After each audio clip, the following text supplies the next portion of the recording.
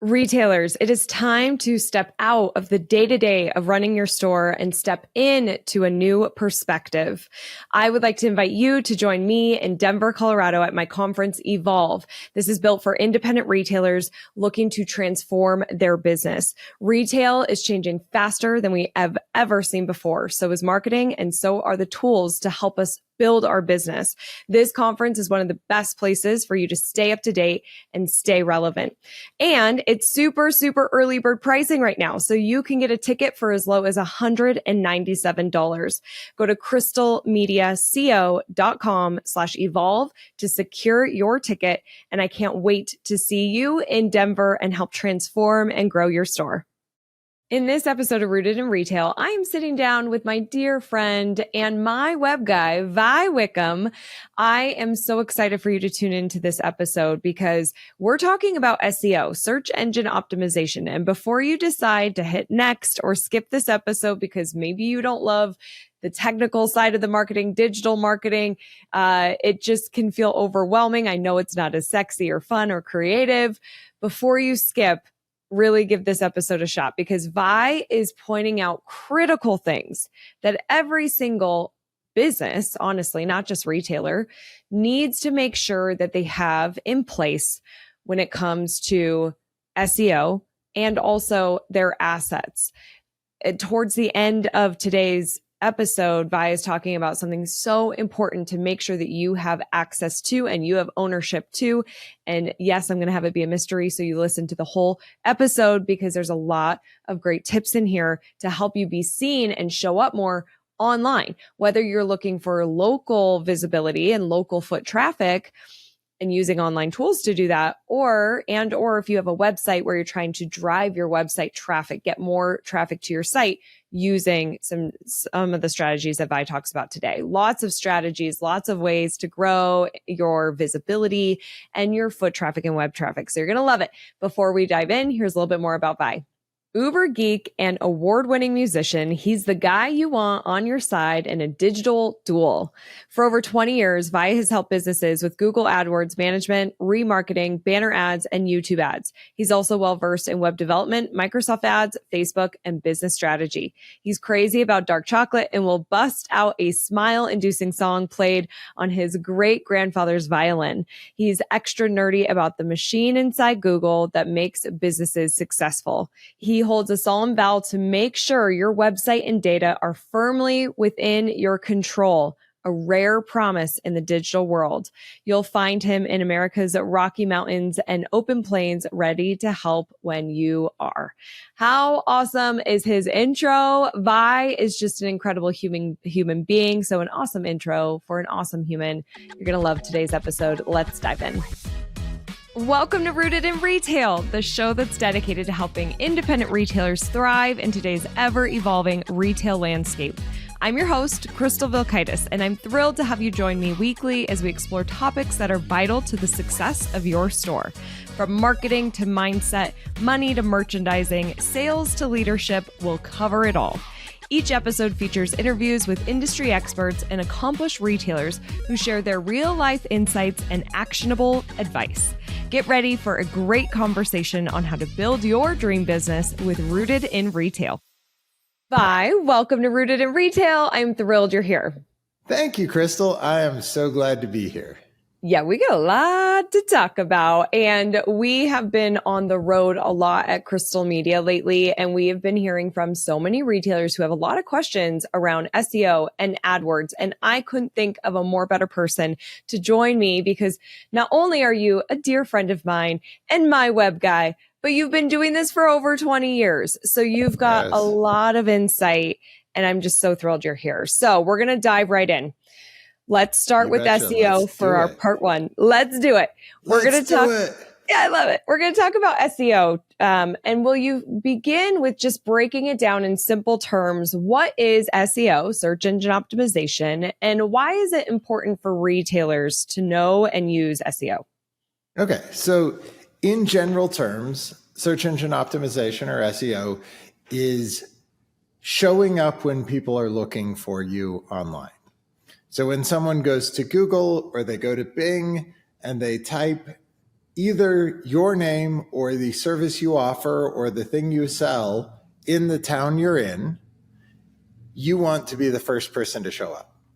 And if you're a brick and mortar store, it's slightly different than if you're an e-commerce company, but the general principles apply in both.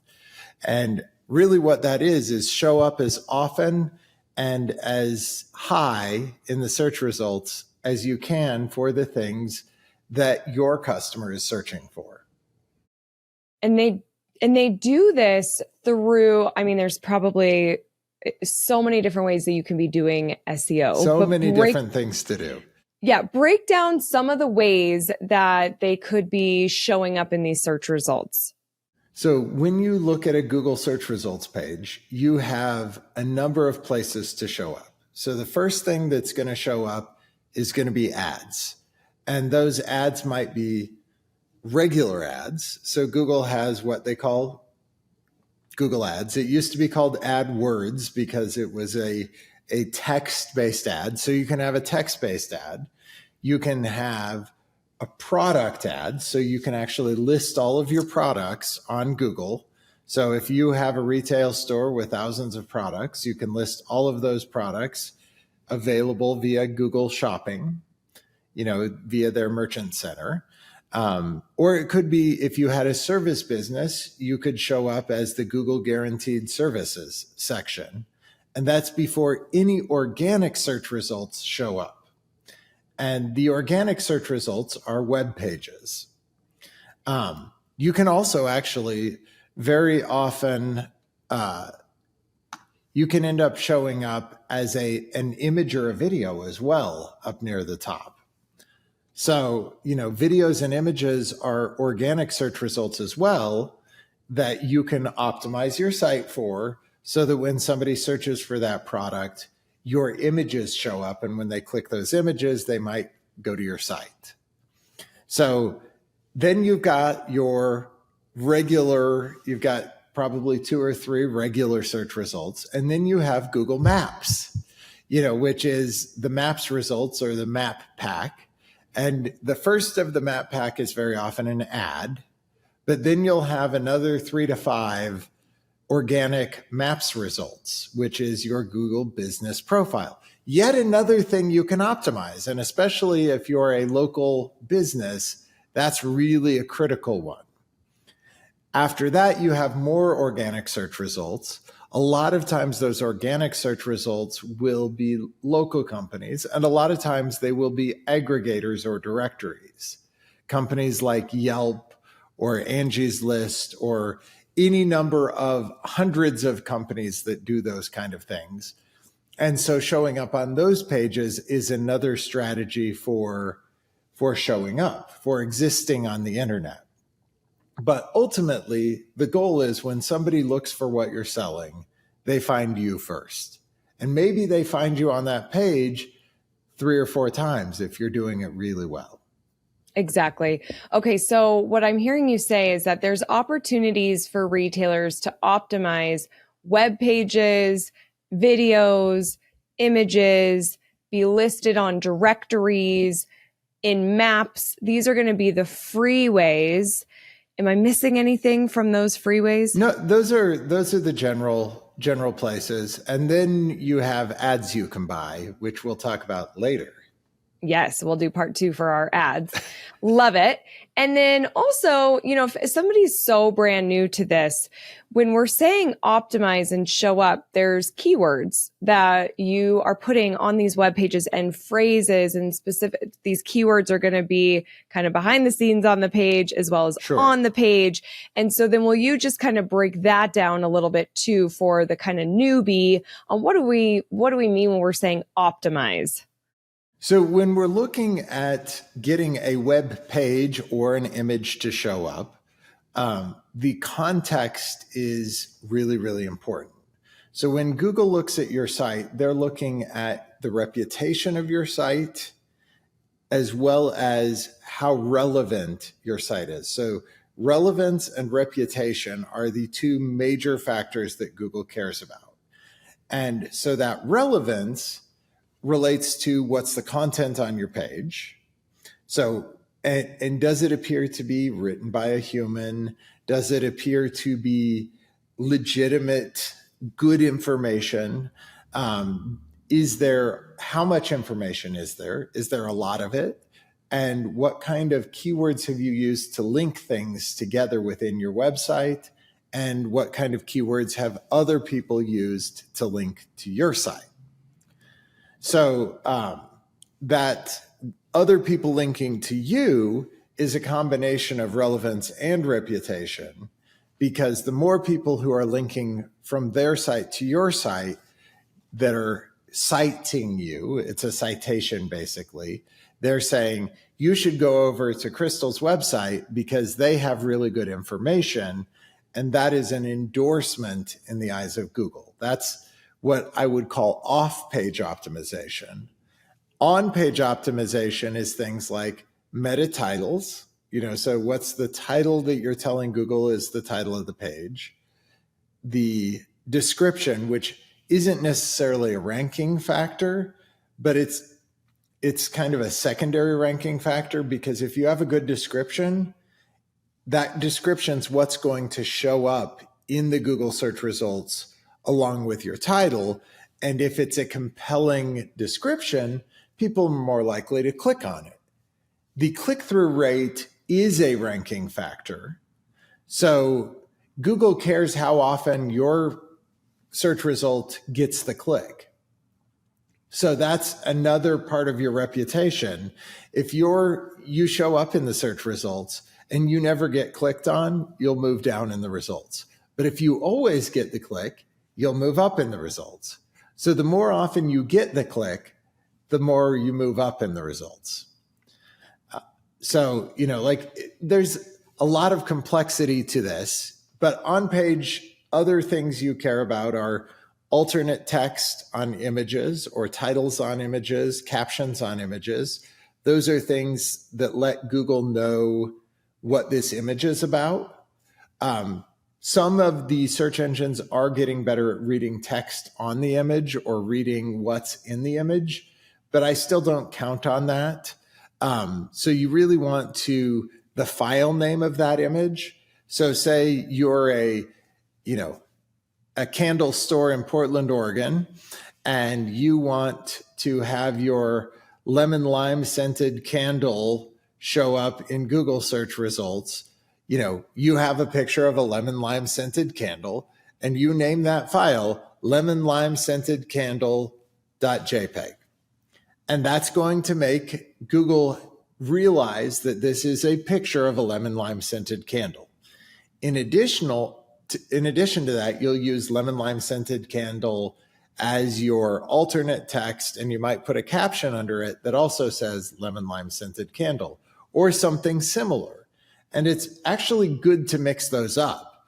So you might say lemon scented candle on one of them, or Portland candle store, lemon scented candle, or something like that, so that they're not all exactly the same, because Google's looking to reward people who are legit, not people who are trying to game the system. So you always want to do something in a natural human sort of way, not an algorithmic computer sort of way. So if I just copy the same keyword 50 times on the page, Google is going to hate me. There was a time 20 years ago where people would do that and they would call that SEO. And when I had clients who were like, yeah, I hired this SEO company and they copied these keywords and they hid them and, made them invisible keywords at the bottom of the page. And I was like, that may work for the next 6 months, but Google will figure this out and they will catch you and they will smack you down and you will never show up in the Google results ever again. Exactly. You don't want that. Yeah. We don't want that. And we're going to talk about some red flags too, listeners. So that'll be really good for you as you're shopping around and understanding this industry. And I just want to say, the reason that we're wanting to kind of get in the weeds a little bit, I'm kind of getting in the weeds a little bit here with you, Vi, because I think it's really important for retailers to understand how it works and why it's important, because I think that there's a massive missed opportunity with leveraging SEO. It's something that we're like, oh, like I cover my ears. I don't want to I don't want to learn it. It feels technical. It feels hard. It's scary. It's not sexy. It can be scary. And so it could be back burner. And I want to play with the pretty things. Exactly right. We want to merchandise. We want to buy. We want to work with our customers. But I just want anybody that's listening to this to think about, if you had a website and right now, today, you don't have any of those descriptions on your products, like Vi was just saying with the lime scented candle, you don't have your city or town. Nothing is optimized. We don't have these keywords. Nobody's linking to us. We're not doing any of this work. Our website it's going to be hard to show up. We don't really exist. Right. But if we start adding these things, then imagine what kind of volume you can start seeing and let that website kind of work for you as people are Googling and searching so we can really send that traffic. Vi, I do have a clarifying question for you. Yes. In the example with the lime scented candle and you have a Portland, Oregon store, how critical is it to always use Portland, Oregon in those alt text or alt tags? Should you always use the town if you have a physical storefront or not always? You should not always use it. You should use it sometimes. And you sprinkle it in. Use it like salt and pepper. Don't put it on everything. It's going to taste like crap if your website says, we are the best Portland, Oregon candle scented store, that if you want scented candles in Portland, Oregon, you should shop our Portland, Oregon scented candle store. Like somebody's going to go on that page and be like, this is terrible. Yeah. That doesn't read like a human. In that realm, when you put your address at the bottom of every page and your phone number. Make it easy for people to find you and contact you, and use schema markup language for your address. So this is a technical thing. I'm not going to go into the details of how to do that, but if you use schema markup on your address, it will make you more prone to get picked up as being a local business in that area by Google and other search engines. Okay. So anybody listening, we want to make sure that you have that on your website. This is just a small thing that can help them be found. Also make your phone number clickable, because over half the searches now happen on mobile. And if somebody's on a mobile phone and they can't click your phone number when they go to your webpage, they are annoyed. Make it easy for your customers to contact you. Okay. Beautiful. Great tips. Now, Vi, so let's stay on this train of the Portland, Oregon candle store. What else can they do to really use SEO to drive that foot traffic and show up to the local searcher? You bet. So first thing I would look at is getting those citations, getting links to your site from local places. So if there are local organizations like the Chamber of Commerce, your local Better Business Bureau, your, industry associations, the Portland Candle Association or the Northwest Regional Candle Market Vendor Association or whatever it is, see if you can get links from those places. And then use a service like your Get Listed program or one of the other, there's a number of services that do that kind of a thing, that they will, what you do, you'll get them links from all these different directories, 100 or more different directories that you'll be listed in. And each one of those citations is a boost to your reputation in the eyes of Google. So each one of those inbound links from an outside source gives you credibility in the eyes of Google. And if it's from an industry association or a local association, it also gives you those relevance signals of you're a candle person, you're in Portland. So any the Portland Downtown Business Association, if you're a member, ask them can I get a link on your website? And most of the time they'll have a page or something that lists the downtown vendors, and you can get a link on that page. And those pages, even if it's a small association, are especially valuable for you because they're extremely relevant. And relevance is one of those two key factors that Google cares about. Awesome. So citations, that's a big one for the local search. Absolutely, 100%. Awesome. And then the schema markup data on your site. But yeah, get those inbound links from local sources, industry sources, and then directories with something like Get Listed. Awesome. Yeah. And for those of you who are listening, Get Listed is a service by Crystal Media where we manage your listings for you. We optimize, we get you on these 100+ listing sites that Vi's talking about. We do it for you. So you can head on over to our site and click on products and Get Listed to learn more. Learn more.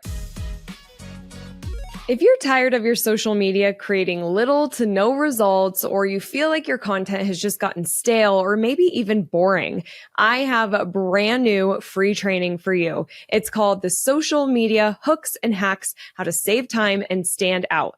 This training is going to help you capture your customers' attention from the very beginning, get them to stop the scroll, engage, and act. You're going to stand out from the competition with branded, unique content. It's time to save time and connect with customers like never before with this 80-minute training. You can get it at crystalmediaco.com/hooks, HOOKS, hooks.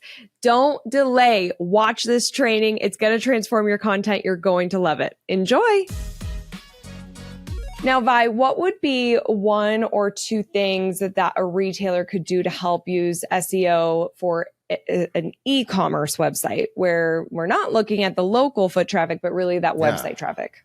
So what we'd really want to work on would be image and product listings.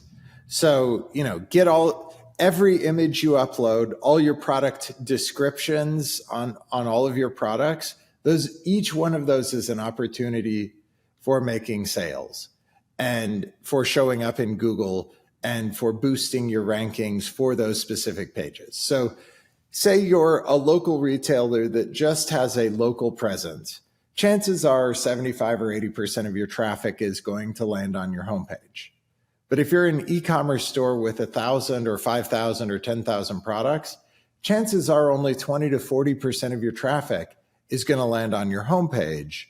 And the rest of that is going to land on product pages or category pages. So make sure that you have, you want structural optimization as well as individual optimization. So, when you talk about an e-commerce store, you're talking about lots more pages than you are with a small, essentially it's a postcard or a business card style website where you might have a blog and you might have a little bit of extra content, but your homepage, your about us, your contact us, and, maybe this is our product lines we carry or something like that. A local retailer site is very often pretty simple and straightforward, but an e-commerce site is likely thousands of products, a minimum hundreds of products. And so each one of those product pages is an opportunity to show up well in Google. So Google has its Merchant Center where you can submit a feed of all of your products to Google. And they also have the local merchant feed that will allow you to show up in the local search results for people who have this product in stock right now. So you can give an inventory feed to Google along with that. Super powerful for local search and e-commerce combined. So if you have that ability to do both together, and you can drive both foot traffic and e-commerce sales using those tools. And Merchant Center, if you've got 5,000 products and you list them in Merchant Center, those are 5,000 opportunities to show up above all the ads, and you only get a certain amount of free traffic with Merchant Center. Google will give you some free traffic, but they want you to buy shopping ads. That's their real drive behind their Merchant Center is, we'll give you a 5% taste of what this will do for you. And if you want to really make it work, you can buy some ads. Yep. They're like a drug dealer. They just give you a little They're taste a of it, huh? Absolutely. But yeah, totally recommend Merchant Center, and then optimizing the titles. So you've got your meta title, which is something that you don't see on the front end, but you've just got the regular product title, the name of the product. So you want to optimize both of those things, and your product description and your meta description, which is generally going to be based on your product description. And those are your big elements. And then you've got your images. So having really great images isn't so much a search ranking factor, but when you're talking SEO, like a lot of people just focus on, we want to give you the best search results for these, we're going to drive traffic to your website. What you really want is sales. Ultimately, you want to sell some stuff on your website. And so having great photography can make all the difference in the world between converting 10% of your visitors to 2%, or 1%. It can make a tenfold difference in your conversion, as can having a great description can also make a huge difference in conversion, which having a great description also means having specifications of things like sizes and dimensions, weights, colors, materials. A lot of these things, retailers are like, well, there's a picture, they can just see the picture, but Google doesn't see that picture. And even if Google gets to where it can see that picture, it's not going to know whether this is Naga hide or full grain leather. It's not going to know whether this is, cotton or wool or, so have that information, give all the data, and then make it tell a story, make it appealing to people, communicate them the value of this product, make it a little bit of a story, not just data. Mm-hmm. Such good tips. There were so many great tips in there. And think about your product descriptions as your salesperson that's on Absolutely. the floor, right? Like Yes. they've got to sell this product. And so to your point of like the stories, talk about the benefits, talk about how you could see, instead of, hey, we have this stuffed animal, can't you see it in the nursery? It's great for a new baby or a gift item, sure. or, something that really plays out more. Perfect for the kid in your life. Mm-hmm. Show them that you love them with this, make it real, make it personal. And, at the same time, if you're wanting to really be able to convert, using tools like live chat, where somebody can reach out to you in real time, because not everybody's an extrovert, not everybody wants to pick up the phone and call you. Live chat is something that people who are introverted love as a conversion mechanism. If they're needing some help, being able to shoot a message, and don't send them to a bot. Like, nobody wants to get stuck in a loop with a bot. Right. And this isn't SEO. This is really conversion optimization, but make it human. Mm-hmm. Yep.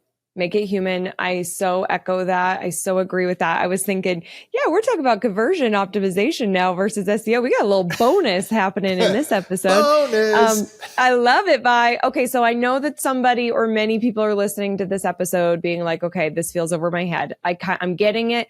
I understand that there's a lot of things I could be doing, and I want you to think of this as a lot of opportunities to show up and be seen online. But there's a chance that the store owner is not going to do all this work. So there's many SEO companies and experts. You're one of them that is out there. What are some of the things that retailers should look for when they're trying to find a good SEO expert or company? Well, there's a loaded question if I've ever heard one. So the first thing is transparency. And you've got to, so this goes to another point about SEO. You can't improve what you can't measure. So having good analytics set up is really a critical first step before you engage anybody in SEO service. So before you hire somebody, make sure that you're able to measure all of the things you want to measure. You want to be able to measure phone calls from your website. You want to be able to measure purchases, add to carts, product views, contact form fills, all of those kind of things that, as much as possible, you want to have good, solid measurements that you can count, that you can say, all right, so they got us an extra 500 visitors a month for such and such keyword, and be able to track that through. Well, there wasn't any increase in the number of phone calls we got. There wasn't any increase in the amount of foot traffic we got month over month or year over year for that month. Or there was. But one of the things I've seen with local businesses and search engine optimization is optimization just for national long tail keywords. So an example of this is I have a client who somebody previously created a blog post for sand pipe in my drain, or sand in my drain pipe. And so how to get sand out of my drain pipe is the blog post. And they get 10 visits a day for this blog post, but it has not done a hill of beans difference for anything other than they get 10 visits from all over the US for how to get sand out of my drain pipe. And, it's fine. It's not hurting them, but it creates a false metric of, well, I got more clicks. Clicks is not what you're really wanting to measure. You're wanting to measure the return on the investment. So what's my best thing I can measure? If it's e-commerce, it's really easy because I can measure sales. And I can say, well, we optimized all the category pages for your website. And we found that after optimizing these category pages, there was a 10% lift in your traffic to those category pages. And that resulted in an extra $10,000 a month. And you paid us $5,000 to do this. So you made money, you broke even in 2 weeks, and you made money and maybe you have a 30%, return, margin. So maybe it took you 6 weeks to break even, but you're making that money back every week, going forward forever. So that's what you're really looking for, is a return on your investment. Now, when it comes to engaging an SEO company, you really want to look for transparency, and that they're not trying to snow you with keywords, like with using buzzwords. So a lot of times SEO companies will use a bunch of language you don't understand. And they'll, not all of them are doing it intentionally. Some of them are doing it because it's just the industry lingo and it's technical terms. But what you want is somebody that can break it down and say, here's what keywords we're targeting. This is why we're targeting them. This is, what we think is going to generate new revenue for you or new traffic for you that will go, become in-store traffic. So if you're a local business that doesn't do e-commerce, you shouldn't worry anything about keywords outside of localized keywords. So if you're a Portland candle store, Portland candles and all things around that is what you want. You don't care about lemon lime scented candles for somebody in Virginia because you're not selling to somebody in Virginia. You only care about that if you're doing e-commerce. So make sure that you're engaging with someone who's honest and transparent with you. And if you get the sense that they're just trying to BS you, they are. Because I would guesstimate that, and this is, as somebody who's been in this industry, and I really hate this about it, that half the people are incompetent and another third of them are dishonest. Yeah. And, it's that you've got to know something to know whether they're just incompetent or they're dishonest, because most of them are just incompetent and they think they're doing something good for you, but they don't know the difference between just generating more traffic for you and actually making you more money. Right. And so it really is unfortunate. I've heard that about this industry too. And I know a lot of retailers have been burned in that sense. And so it's really getting to know their process, to see how transparent they are on the process and how they are going to work with the retailer, and how are what we kind of measuring the results? Yeah, the measuring the results. Awesome. Love it. Not just traffic. Exactly. Not just rankings. And that's another thing. A lot of them will just look for rankings, not even traffic. And they're like, well, here's the 10 keywords we targeted. And see, you moved from position 10 to position 2. And Google Search Console will tell you if you got any traffic on that. So you can empower yourself by having some of these tools and have them set up in your name. Don't let the SEO company run all the tools in their name. You need your own Google Analytics account, your own Google Search Console account, and you can share it with the SEO company, but don't let them be in control of it. You're the one that needs to control your assets.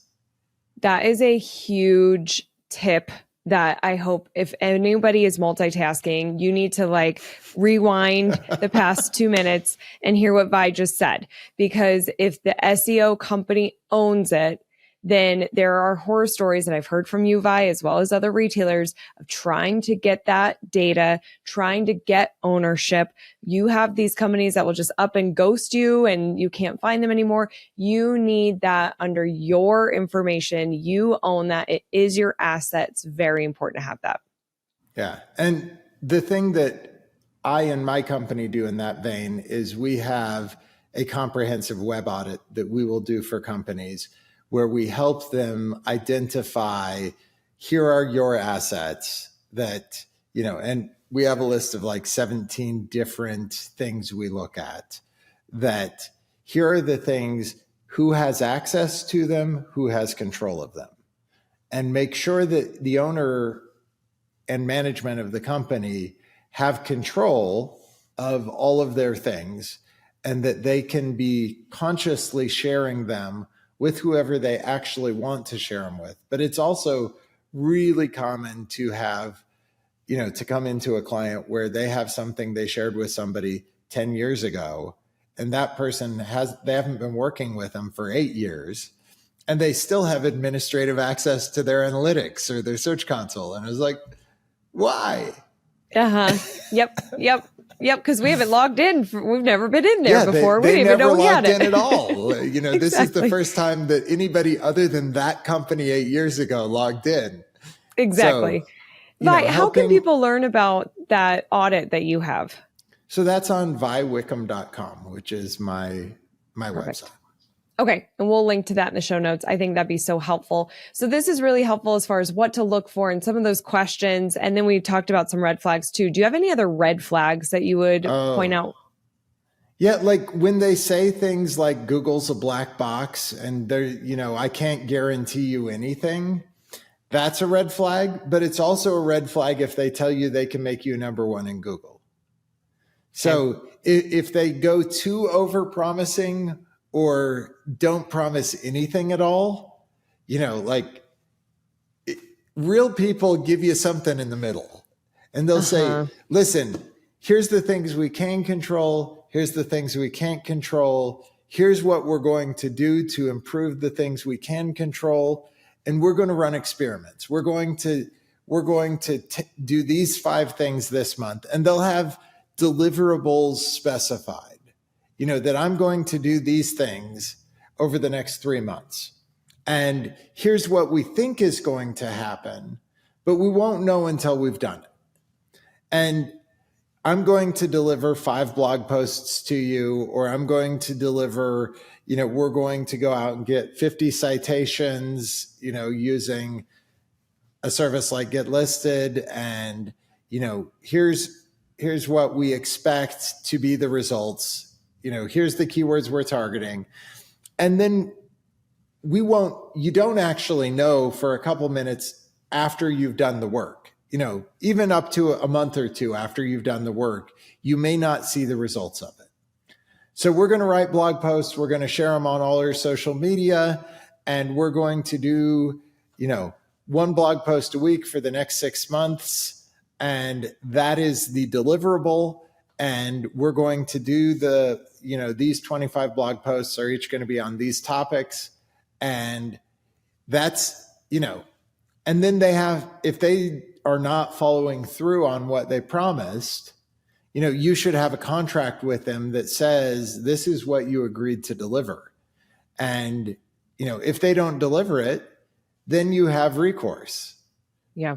But a lot of times proposals from digital companies are really ambiguous, and they might say things like, I will SEO your website. And no, you don't know what that means. Exactly. And they are, super just like, they're like, yeah, and I got another $1,000. Booyah. And right. Very often companies that are doing that are really running like a Ponzi scheme where they get you on $1,000 a month retainer and they're not doing anything for you. Yeah. And I think a lot of, go ahead. They might be doing some small things, and they're like, well, see, look, this, whatever downtown Portland, candle makers, see, you went up from position 8 to position 6, but there's only 2 of them. You got to look at the big picture to really know, is this of value? Exactly. And I think too that in kind of the internet marketing space with AdWords, paid ads, SEO, there are companies that will bank on you not working with them, not paying attention, not knowing enough, not asking the right questions. And here's the deal. Not all are bad. It's just, we know that this happens, and it's why I wanted to bring Vi on the show, because I want to help listeners know the red flags, know what to ask, know what to expect. So you're more equipped to hire these companies because they can really support your business. Absolutely. Yeah, they can really support. Now, if somebody was just getting started, I feel like I just cut you off there. There's one other thing to look out for is just laziness. So, there are companies that are reasonably competent and they will do whatever you push them to do. But if you're not writing them a little bit, they're going to do the minimum they can get away with.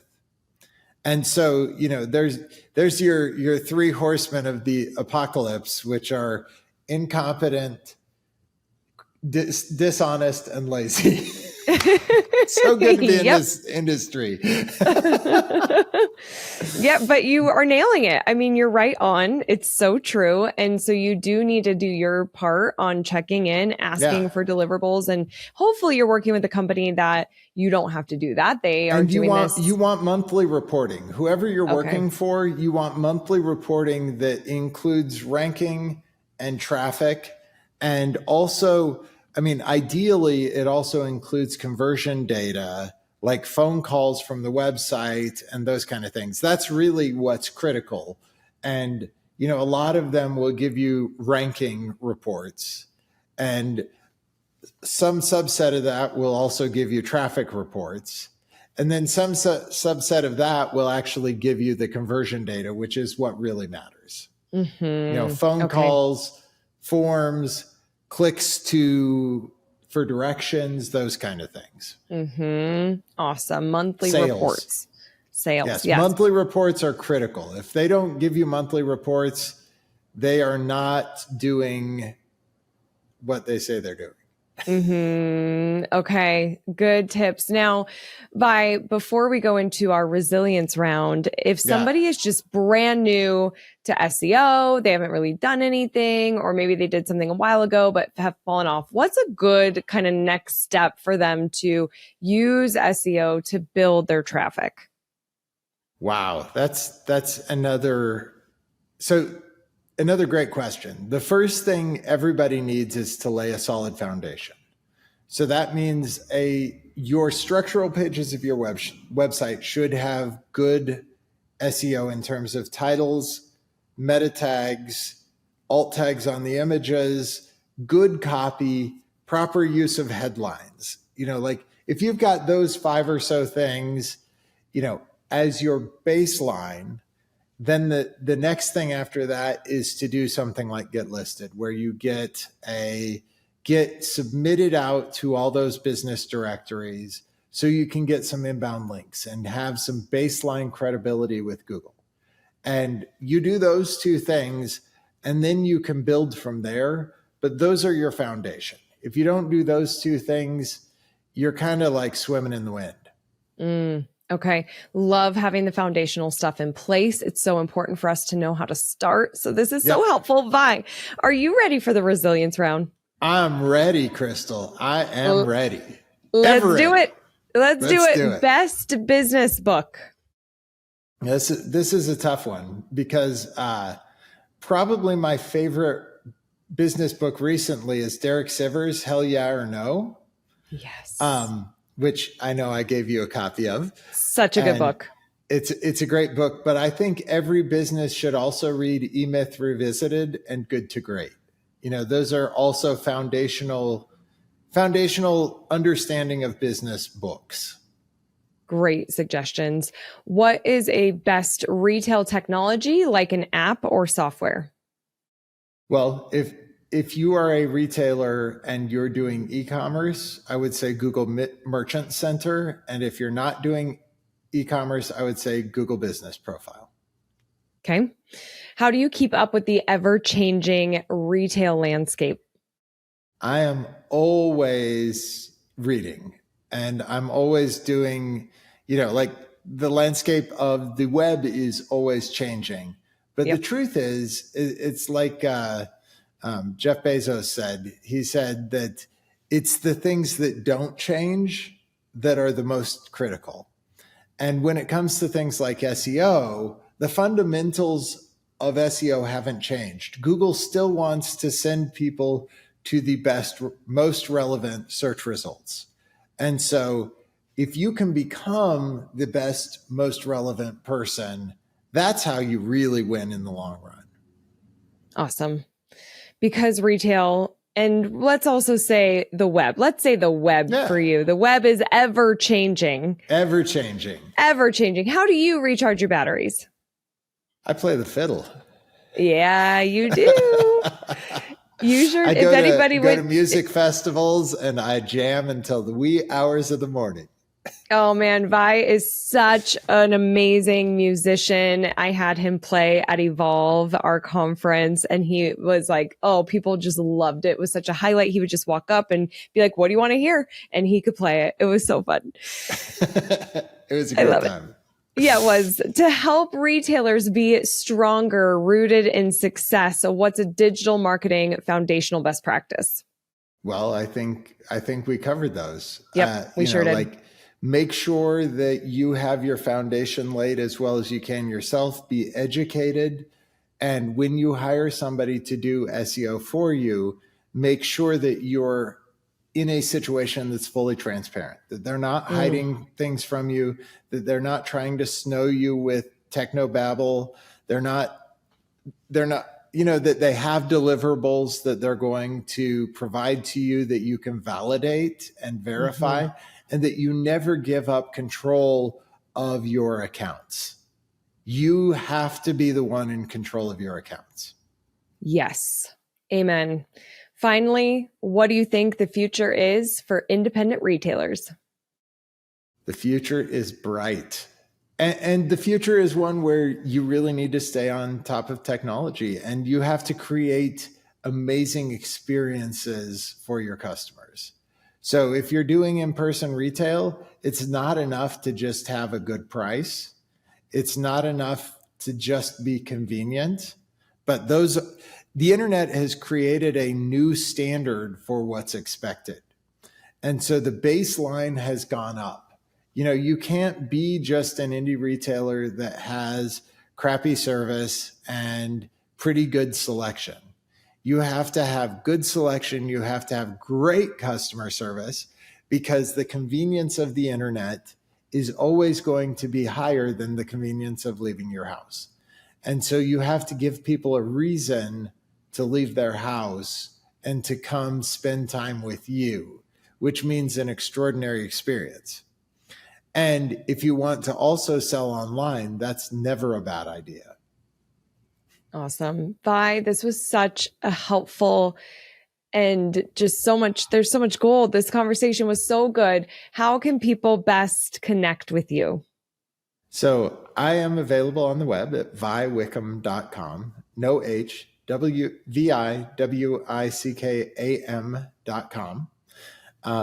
And if you just search for Vi Wickam, I am pretty easy to find. If you search for Vi the Fiddler, you will find me as well, but you'll find my music stuff. And you can get a hold of me there as well, because I have contact forms and phone numbers. So I would be happy to talk to any of you who are looking to grow your retail businesses using online technology. Awesome. Vi, thank you so much for your time today. You're welcome. We will see, everybody will see you again on part 2 for when we're going to talk more about paid Google AdWords and placement. So stay tuned for that. Everybody, keep in mind, just remember, I'm rooting for your success. Have a great week ahead. Bye. Bye. Thank you so much for being here. It means the world to me. Don't forget to join the Rise and Shine newsletter, which is social media news you need to know, sent via email every Monday morning. Go to crystalmediaco.com/rise to join. And don't miss the newest episode of Rooted in Retail, which drops every Sunday morning.